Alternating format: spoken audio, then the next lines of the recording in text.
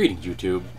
About 2 months ago, a friend of mine and my friend Greg, were having a conversation about my belief that we should tax the churches. And his argument was that that was not going to work, that it was an infringement upon our First Amendment freedom of religion, and it also maybe impinged upon both freedom of association and of freedom of speech. So I'm going to touch on all these things.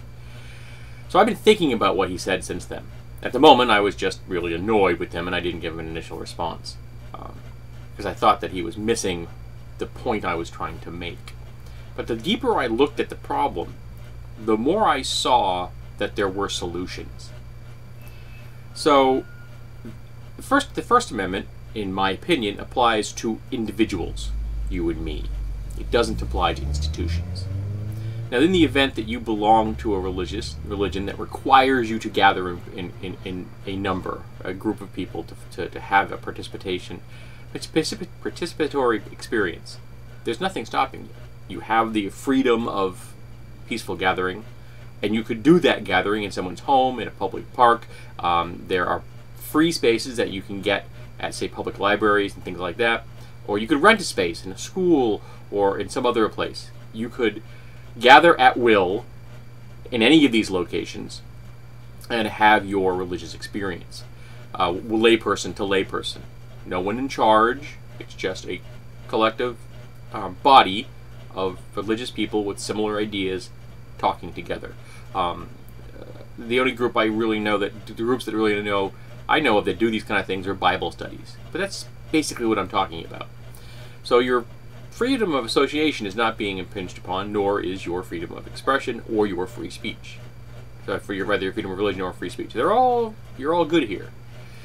Now, say that your religion requires you to build a church. You absolutely have to. For some reason, it's a very tenet of the faith that you possess. I find that odd, but okay, you have to build a church.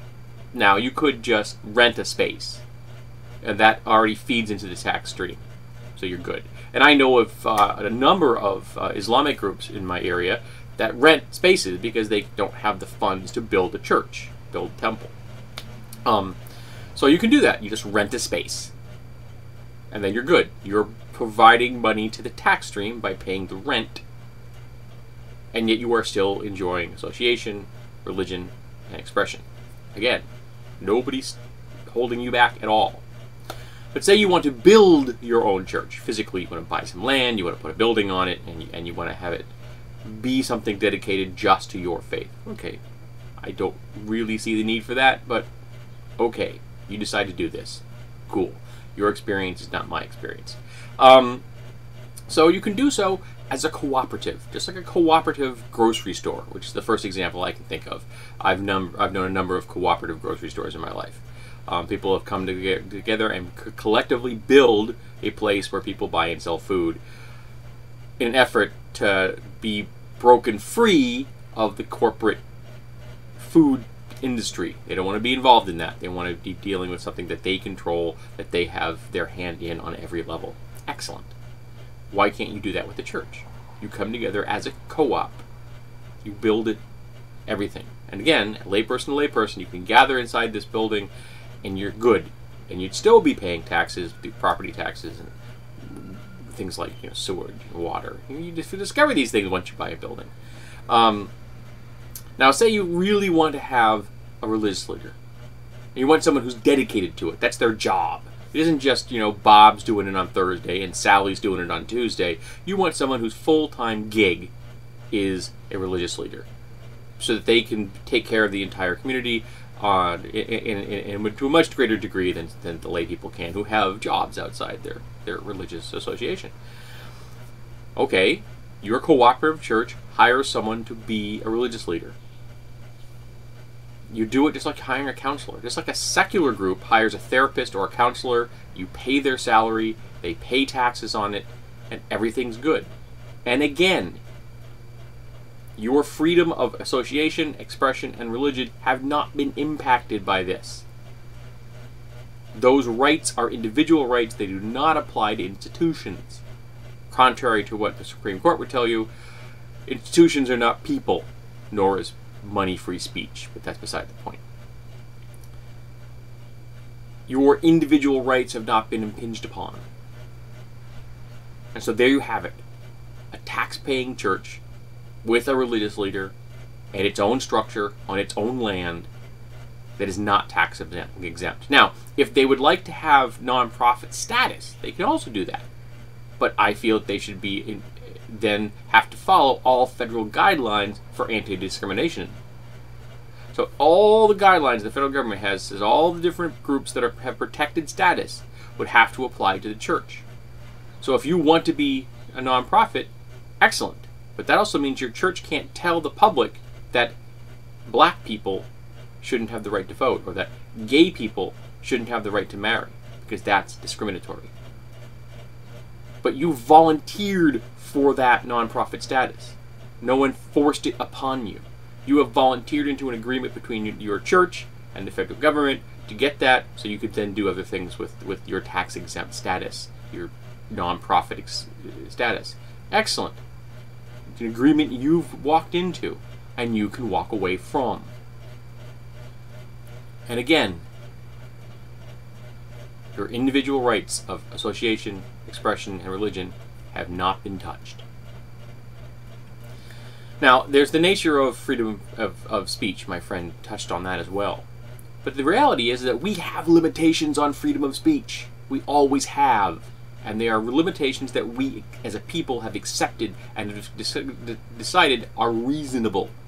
For example, the classic is you can't yell fire in a theater, because you start a riot, you start a panic, and people could be harmed or killed rushing toward the exit. You can't do that, okay? Fine.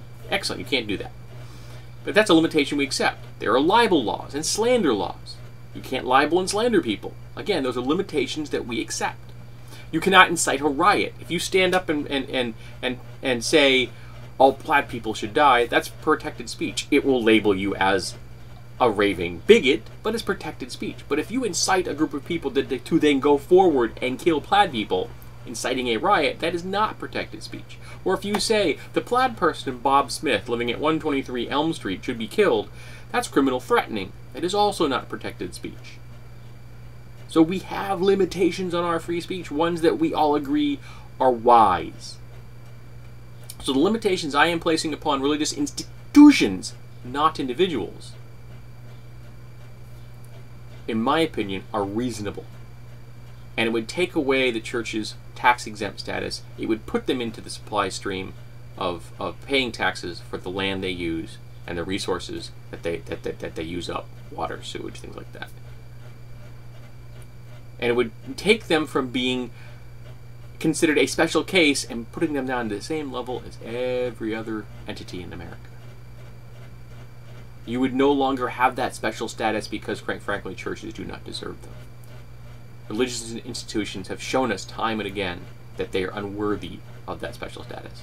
That they will use that special status to create policies and behaviors that wreak evil upon the world. And we need to make sure that those institutions are held to the same standards that secular organizations are. If secular organizations tried to get away with the things that religious organizations do, they would be obliterated. They would be simply wiped out of existence. But for some reason, we just shrug our shoulders. Oh, well, it's a church. What are you going to do? What you're going to do is we're going to treat them the same way as any other institution. So there you have my idea. Taxing the churches is something I think that can be done, that could be achieved, without impacting individual expressions of association, freedom of speech, and religious expression. I'm open to ideas here. I'm open to listening to what people have to say.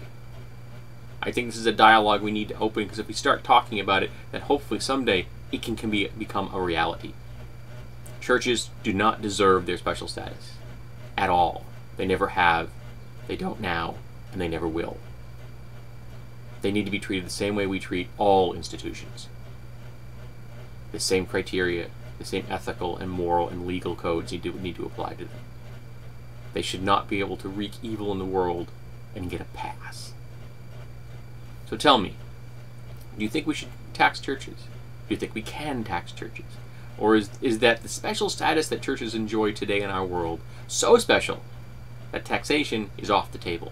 And if it is off the table, why is it off the table?